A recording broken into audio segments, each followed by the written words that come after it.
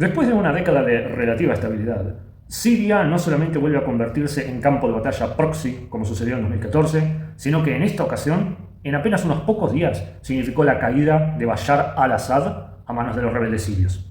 Muchos de ellos yihadistas, algunos con vínculos no declarados con Israel. Pero lo más importante aún, ¿cuál es la figura que surge como el gran estratega regional en ese momento? Recep Tayyip Erdogan, el mandatario de Turquía.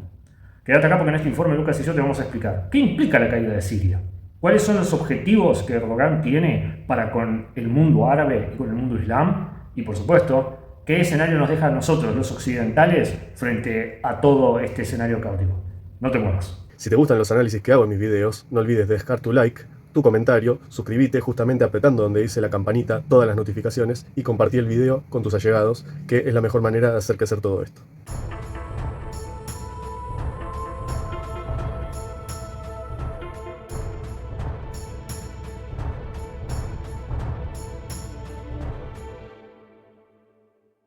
Bueno, Lucas, ponenos un poco en contexto, para el que recién se está enterando de toda la situación. ¿Qué es exactamente lo que pasó en Siria? Bueno, el régimen de Bashar al-Assad encontró su final, evidentemente, y con esto se abre una nueva etapa para el mundo entero, pero más inmediatamente para Oriente Medio, ya que era el bastión del modelo, famoso modelo de socialismo árabe que venía sobreviviendo, que encontró sus primeros pasos desde Abdel Nasser en Egipto en el año 52, o Muammar Gaddafi algunos años después, y que fue derribado hace no mucho tiempo. Y el partido de al-Assad tuvo también su momento de gloria o su momento de esplendor.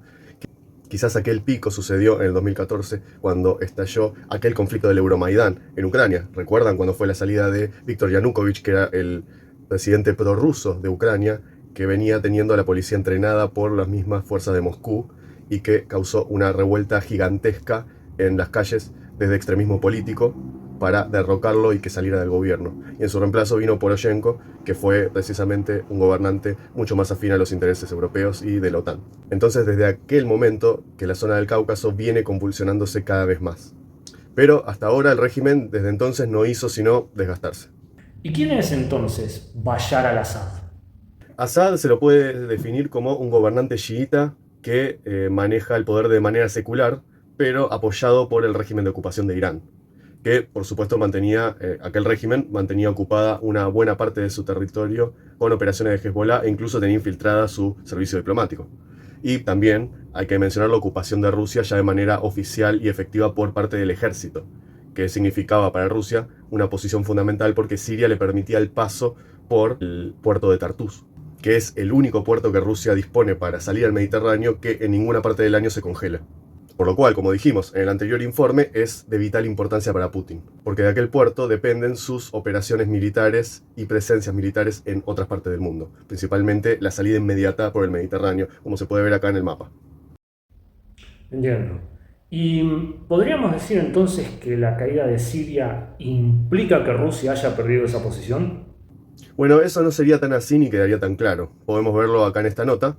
Muchos han salido a decir que esto fue una derrota para Rusia, tanto quienes celebran este suceso, desde los bandos arquetípicamente occidentales, como las posturas pro-israelí y pro-ucraniana, como si aquello fuese una alianza perfectamente amalgamada y sin grietas, como aquel miembro del Likud en este tuit, y como quienes lo lamentan desde los bandos más euroasiáticos, como el mismo Alexander Dugin, que a Erdogan se la termina jurando en este tuit que sacó. La realidad es que más allá de este show podemos estar ante un posible pacto, uno mucho más grande del que podríamos pensar, como hicimos antes, entre Putin, al-Assad y Netanyahu, como habíamos visto en esta noticia. Y Rusia no está dispuesta a resignar sus posiciones de influencia territorial y regional así nomás. Estamos hablando de la famosa tesis del caos constructivo elaborada por Brzezinski, también conocida como la doctrina Carter, ya que se elaboró durante su administración, la administración de Jimmy Carter, la cual se traduce en una política exterior de tipo cesarista que mantenga un nivel controlado de caos en la región de Medio Oriente para mantener ese control, lo cual explica la reaparición de los famosos rebeldes sirios, que son conocidamente apoyados financieramente sobre todo por la Casa Blanca, así como también apareció el famoso Frente al-Nusra, que son yihadistas, que antiguamente eran los Al-Qaeda, pero de la región del Levante, apoyados en este caso por el Estado de Israel de igual manera en estas operaciones. Pero en esto hay que entender que son aliados tácticos, no es un apoyo al 100% ni nada por el estilo. Entiendo. Yo he escuchado la posibilidad de que el propio Estado Islámico estuviera siendo financiado por el Estado de Israel. ¿Qué tan así es esto? ¿Cuánto podría haber de verdad? Bueno, muchos aprovechan este tipo de elementos de la realidad para crear la teoría conspirativa de que Israel maneja el Daesh, o sea, el Estado Islámico, y de que el Estado Islámico son títeres directamente de Israel. Cuando la realidad pudo haber surgido como un experimento de crear una fuerza opositora a un régimen o alguna fuerza geopolítica con la que yo estoy confrontando, ¿no? Si yo fuera el Estado de Israel, crea una fuerza para confrontar con un enemigo geopolítico y luego quedan los resultados de esa operación. Y que, por supuesto, mantienen al día de hoy esos objetivos, o mejor dicho, esos aliados tácticos, objetivos tácticos comunes, como la lucha precisamente contra la expansión del Islam chiita. De la misma manera en que las invasiones árabes y mongolas en el Irán del Imperio Sasánida fueron una operación creada por las élites partas o persas, que de la mano del famoso Salman el Persa y su esposa, querían deshacerse de la dinastía sasánida, o mejor dicho, del gobierno tiránico de ese imperio, que aplicaba una versión dogmática de la religión zoroastriana para acabar con la disidencia política. Situación bastante similar a lo que estamos viendo en Siria, aunque en este caso era con un gobierno secular. Claro, sí, básicamente es uno de esos escenarios donde uno de los servicios de inteligencia cumple con un objetivo en específico, pero después quedan todas las consecuencias inesperadas o no deseadas de haber cumplido con ese objetivo. Exactamente, el problema es el mismo que aquel entonces, como para los iraníes que usaron maniobras de espionaje y la originación del Islam en aquellos pueblos guerreros liderados por aquel líder militar, Mahoma, resultó obviamente en consecuencias imprevisibles. Algún día voy a tratar este tema tan complejo. Aguanten. De igual manera que la creación de los monstruos de Al-Qaeda en Afganistán resultó en un monstruo mayor como hoy en día es el mismo Daesh o Estado Islámico de Irak y Siria como se lo llama en sus siglas.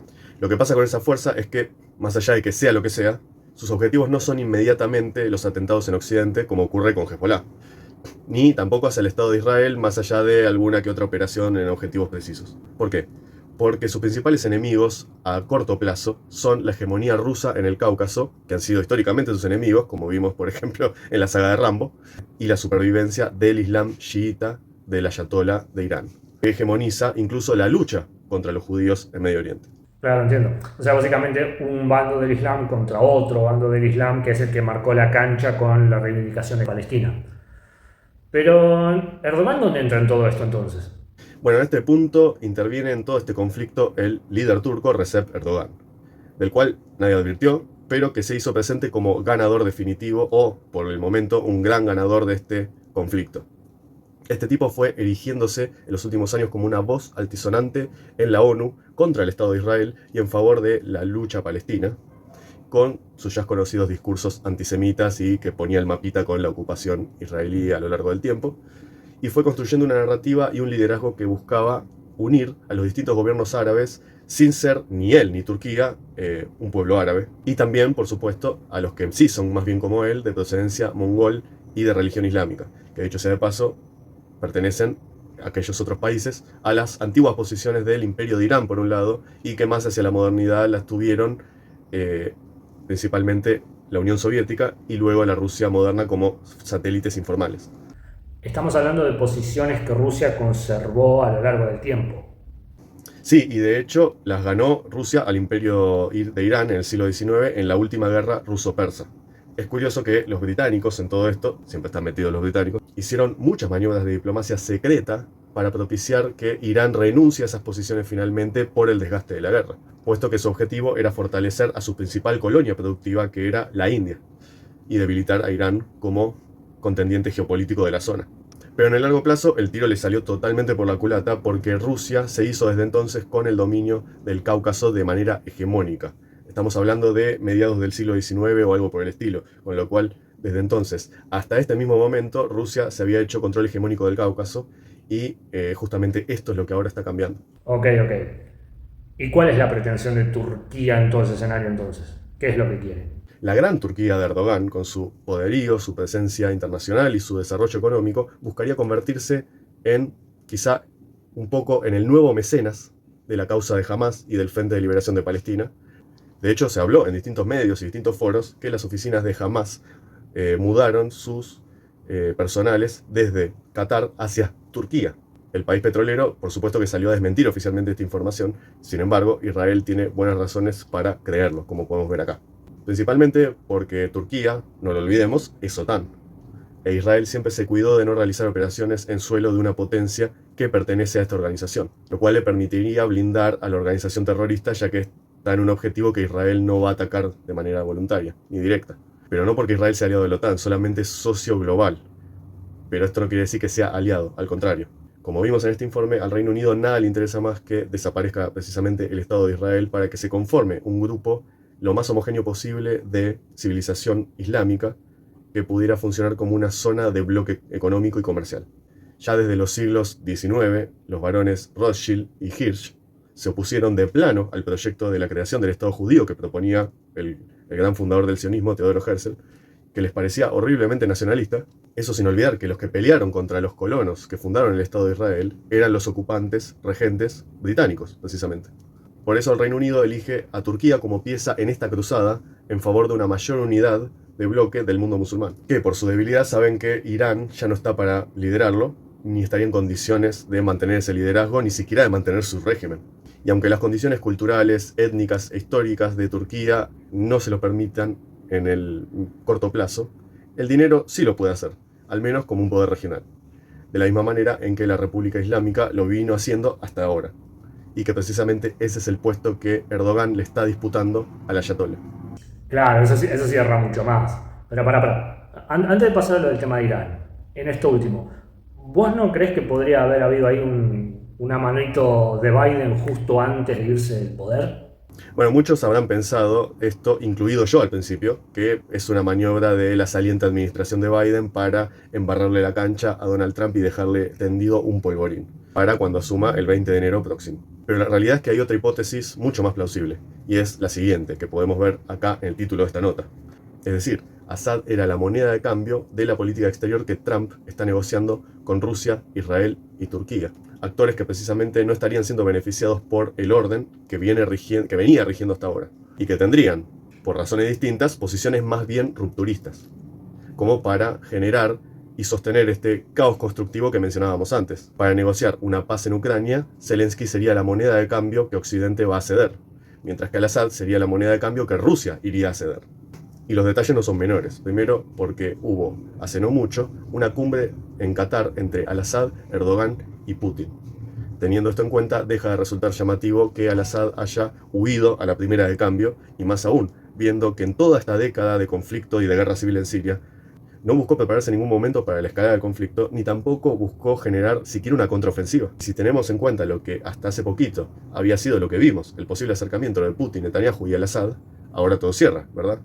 Con Turquía en avance y siendo el nuevo posible patronazgo de la lucha de Palestina y de Hamas, Israel aprovecha las posiciones conquistadas en suelo sirio, no solo contra Hezbollah, que aceleraría el aislamiento y la caída del régimen del Ayatollah, sino a favor de un área conquistada que le permita mayor influencia territorial y por supuesto expansión de Israel, que son los Altos del Golán como se han quedado finalmente.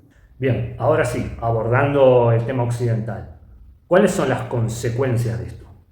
En esto podemos ver lo que dijo Daniel Stulin sobre el futuro tétrico de Europa con el auspicio del Vaticano en favor de las políticas migratorias islamizantes e impulsando la famosa tesis creada por muchos, inclusive desde las conspiraciones, de lo que es el Cuarto Reich en Europa, con las ideas del nacional bolcheviques volcadas hacia las políticas de ese nuevo imperio. Siria, en términos de recursos y ubicación geográfica, hablando de geografía, ¿no? Es el medio de adquisición para Turquía. Y los islamistas después, ¿cómo se hace esto? Primero usas a los islamistas para destruir, después a estos islamistas les van a eliminar. En poco tiempo y Siria volverá pro-turca. De la misma forma que es lo que estamos viendo en Europa. ¿Qué estamos viendo esta masa de mugre que va viniendo de África, de Oriente Medio a Europa? Yo expliqué esto muchas veces, conceptualmente es el Vaticano que lo está moviendo. ¿Por qué lo están haciendo? Pues están haciendo porque Europa es pusilánime, donde un hombre de 40 años de edad, barbudo, con pene, lleva falda y tacón alto. Y al Vaticano esto no le gusta mucho, entonces quiere eliminar. ¿Cómo se elimina? Trayendo de África del Norte a toda esa gente que son jóvenes de derecha, radicales, hambrientos, sin mujeres y niños, y están viendo este espanto y lo van a destruir, y lo están haciendo. Y después el Vaticano se quita la máscara y te aparece el Cuarto Reich. O sea, el renacer del Imperio Romano de naciones germánicas. Esto es lo que ya está en marcha. Y lo que tú vas a tener es nacionalcomunismo en Europa, lo que yo expliqué hace varios años atrás. De hecho, lo expliqué en detalle en mi libro Trastienda de Trump. Este es el objetivo. Esto en el contexto de lo que significa para el interés ruso, que por supuesto Stulin defiende, la caída de la posición en Siria, que implicaría, en caso de perder el puerto de Tartus, la imposibilidad de mantener la presencia militar en el norte de África, zona, desde luego, disputada por China, entre muchos otros actores. Y Stulin menciona también el rol de la política monetaria mundial, que tiene asediada a la propia Rusia a través de su Banco Central. Y la pérdida de Siria y nuestra base militar ahí significa, o sea, poner en peligro nuestros intereses en el norte de África. Y la situación en Siria ha complicado muchísimo la situación política exterior y ahora nuestra Rusia. Y ahora Rusia también está interesada justo porque hay demasiados frentes y poner fin a esta guerra en Ucrania. A Rusia, a sus oponentes, se le está acabando el tiempo y necesitan resolver rápidamente el problema de Ucrania, sobre todo Estados Unidos y Rusia, no tanto Inglaterra. Pero cada parte está esperando a ver quién dará este primer paso. Y entonces, también de las razones de la entrevista de Lavrov, como el enviado especial de Donald Trump. Y por eso, o sea, el que da el primer paso, obviamente se encuentra en condiciones de paz que le resultarán más desfavorables, porque va a pedir paz primero. O sea, Rusia tiene más cartas de triunfo en este partido que otros jugadores. Y, de hecho, ya se presentó una carta muy fuerte a Reznik. Y la segunda base fuerte es la dimisión de la dirección del Banco Central ruso, que esto ya está muy en marcha, porque el Banco Central ruso, que trabaja directamente para el Fondo Monetario Internacional, es el enemigo principal del país. Aquel proyecto globalista de las élites sinárquicas, que se integra por los magnates ya conocidos, el Vaticano y los burócratas internacionales, y por supuesto sostenida hasta hace poco por el Partido Demócrata de Estados Unidos, que llega a su fin el 20 de enero del 2025, afortunadamente, por lo cual, gracias al triunfo de Trump, Occidente respira y puede aún mantener sus posiciones de libertad, pese al avance demográfico abrumador de sus enemigos, así como llega a su fin la política de tolerancia cero en el Cáucaso y Medio Oriente con los proxies del Ayatollah. Bueno, y ahora sí, yendo al tema Irán, como para cerrar el informe con broche de oro. ¿Cuál es el futuro entonces? ¿Qué es lo que queda para Irán y por ende para el resto del mundo? Para finalizar, vemos que el aislamiento regional de Irán solo logrará acelerar el proceso por el cual se producirá, de igual manera que en Siria, el derrocamiento de Jamenei y el tan esperado cambio de régimen, evento que esperamos muchos y que lo venimos anticipando hace tiempo. El pueblo iraní es un pueblo joven, con un promedio de edad de 30 años tan solo, de un muy alto coeficiente intelectual, con mucha creatividad y muchísimo odio a todos aquellos que les pretendan robar el futuro. ¿Qué mayor prueba de esto que las pintadas que ya hemos visto en las paredes de las calles de Irán, donde el pueblo le pide al ejército de Israel que destruya el régimen? Coranes se queman a diario en Irán, y hasta hubo casos de atentados contra mezquitas que terminaron completamente incineradas. Las mismas mujeres y, por supuesto, los varones acompañando en masa dejaron de seguir las leyes de la policía de la moral, cosa de que la policía no pueda detener a todo el mundo. Ellos entendieron que desde los intentos de 2009 por el camino de la reforma no iban a conseguir nada, y que el único camino a seguir es el derrocamiento del régimen de ocupación, que es contrario a su identidad y contrario a una idea de verdadero progreso. Por suerte uno ve iraníes a lo largo del mundo y son tremendamente informados, tremendamente cultos e inteligentes. No tienen ese virus woke que lamentablemente padecemos en Occidente y saben perfectamente el valor que tiene la libertad, porque precisamente desde el 79 que se la vienen arrebatando. La libertad de elegir soberanamente su destino. A este respecto, el buen Jason Georgiani se expidió sobre este contexto, anticipando que el nuevo Irán que asoma no tendrá contemplaciones ni con Turquía ni con la OTAN, cosa que de ser así lo convierte en un aliado del occidente prometeico, también nuestro, por las mismas razones, y del occidente del fuego de la libertad. Convierte a Irán en un nuevo posible aliado del occidente de la libertad, porque sería la coronación de un orden internacional nuevo, que no sabemos a ciencia cierta si va a resultar mejor, pero al menos sabemos que sacudirá el statu quo de todo lo que venía funcionando mal o mal funcionando hasta ahora. Gracias por mirar este video. Si te gustó, dale like, compartilo con tus amigos, con tus allegados, con tus familiares y con los que les puede interesar, generar debate. Suscríbete a este canal si todavía no lo hiciste, activa donde dice la campanita, todas las notificaciones, así no te perdés ninguna de mis actualizaciones. Y ahora yo les pregunto a ustedes, ¿consideran positivo o no el derrocamiento de Bashar al-Assad? ¿Creen que Rusia está detrás de esta negociación o detrás de esta demolición controlada? ¿Piensan que Turquía va a crecer como aquel imperio otomano 2.0 que pretende Erdogan? Dejen sus comentarios abajo, como siempre, y muchas gracias por mirar este video. Nos vemos en el próximo informe.